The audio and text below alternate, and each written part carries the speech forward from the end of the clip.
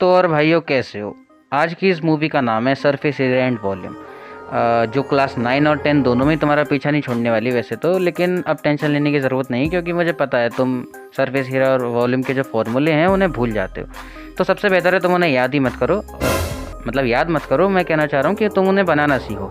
अगर उनके पीछे का लॉजिक तुम्हें पता होगा तो तुम कहीं भी उन्हें अगर भूल भी गए तो तुम उन्हें तुरंत बना सकते हो।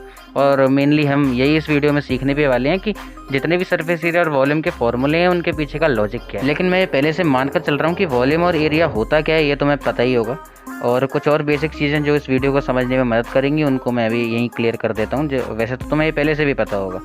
जैसे रेक्टेंगल का एरिया होता है लेंथ इंटू ब्रेथ और पेरीमीटर होता है 2 इंटू एल प्लस बी।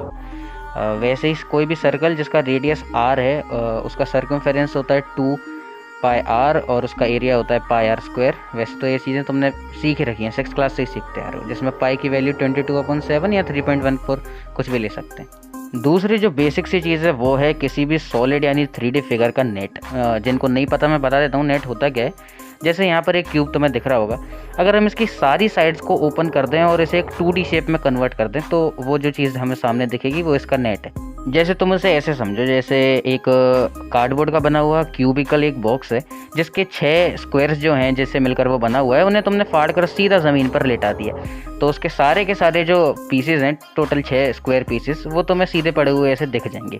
उसी को बोलते हैं नेट। तो ये तो होता है क्यूब का नेट। वैसे हर एक फिगर का कुछ ना कुछ नेट तो होता ही है। तो जिस भी फिगर के नेट की ज़रूरत पड़ेगी वो मैं तुम्हें खुद ही बनाकर दिखा दूंगा और समझा दूंगा अच्छे से, उसकी टेंशन तुम मत लो। अभी तो एक क्यूब का नेट सामने है, तो सबसे पहले क्यूब के ही वॉल्यूम और एरिया के जो फॉर्मूले हैं उन्हें समझने की कोशिश करते हैं। उससे पहले एक क्यूब बना लेते हैं ताकि समझने में थोड़ी सी आसानी हो। अब ये तो तुम जानते ही हो कि जो क्यूब है वो स्क्वायर से मिलकर बना होता है जिसमें लेंथ ब्रेथ हाइट सब कुछ बराबर होती है, तो हम सबको ये तीनों को ए मान लेते हैं। अब इसके बाद इसकी नेट बनाने की हम कोशिश करेंगे, और जैसा कि तुम देख सकते हो कोशिश ही हो रही है, बन तो रहा नहीं है ठीक से, पर तुम ड्राइंग पर ध्यान मत दो, तुम बस कंसेप्ट को पकड़ो।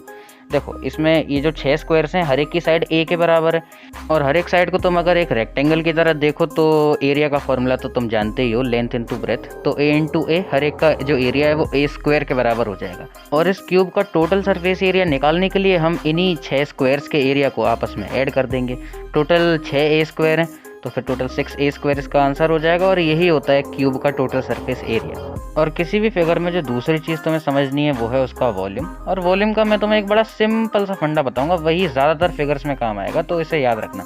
देखो करना क्या है, जो ऊपर वाली साइड का जो भी एरिया है उसको हाइट से मल्टीप्लाई कर देना है। देखो जैसे मैं समझाता हूँ, इसके ऊपर की साइड का एरिया ए स्क्वायर होगा क्योंकि हर एक साइड का ए स्क्वायर है, और इसकी हाइट भी ए है, तो इस कंडीशन में आंसर आ जाएगा ए क्यूब, जो कि इसका वॉल्यूम होता है। अब इसके पीछे का लॉजिक क्या है वो मैं तुम्हें बस अभी क्यूबॉइड वाले केस में समझाता हूँ।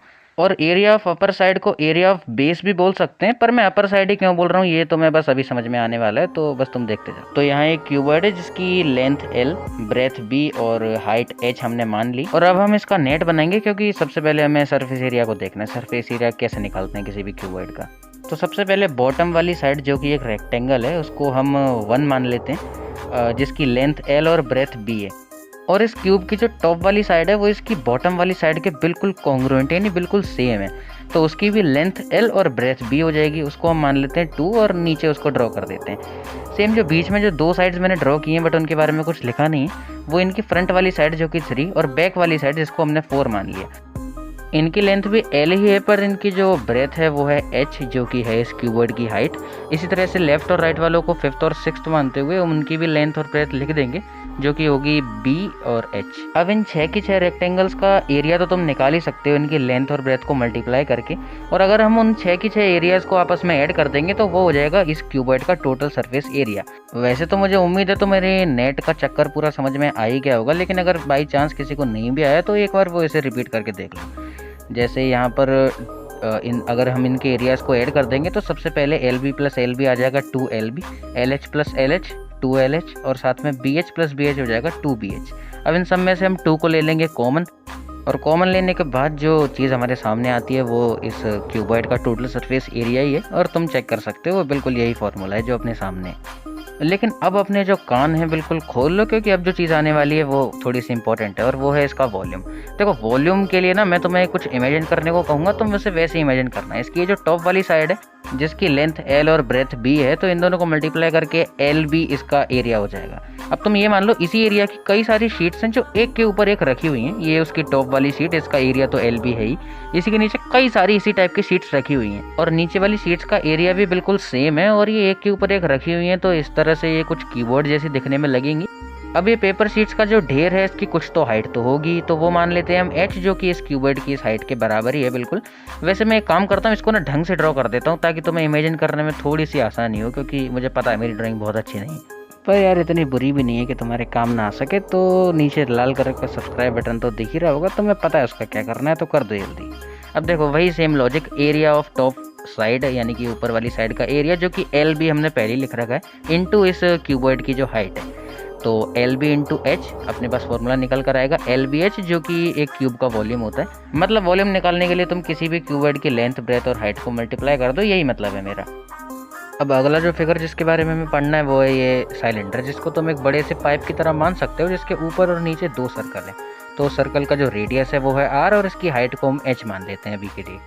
अब इसका नेट यहाँ स्क्रीन पर तो मैं दिख ही रहा होगा, इसके ऊपर और नीचे के जो दो सर्कल हैं इनको हम अलग अलग कर देंगे और इसकी ये जो बीच वाली कर्व्ड वाली साइड है जो पूरी घूमी हुई है, उसको जब हम स्ट्रेट करेंगे तो वो एक रेक्टेंगल की तरह दिखती है कुछ ऐसी।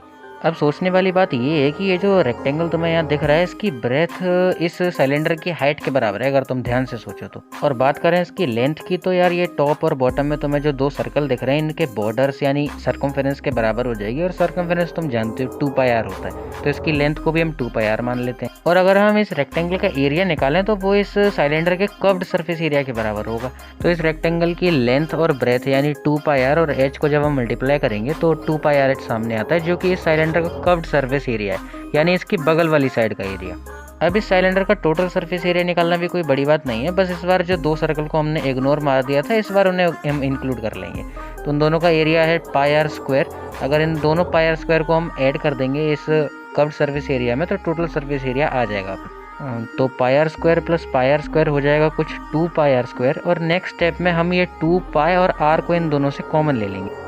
तो फर्स्ट टर्म में 2 पाई आर कॉमन लेने पर h रह जाएगा और सेकंड टर्म में आर स्क्वायर है तो वहाँ एक r और रह जाएगा। और ये जो 2 pi r h plus r formula निकल कर आया ये इस सिलेंडर का टोटल सरफेस एरिया।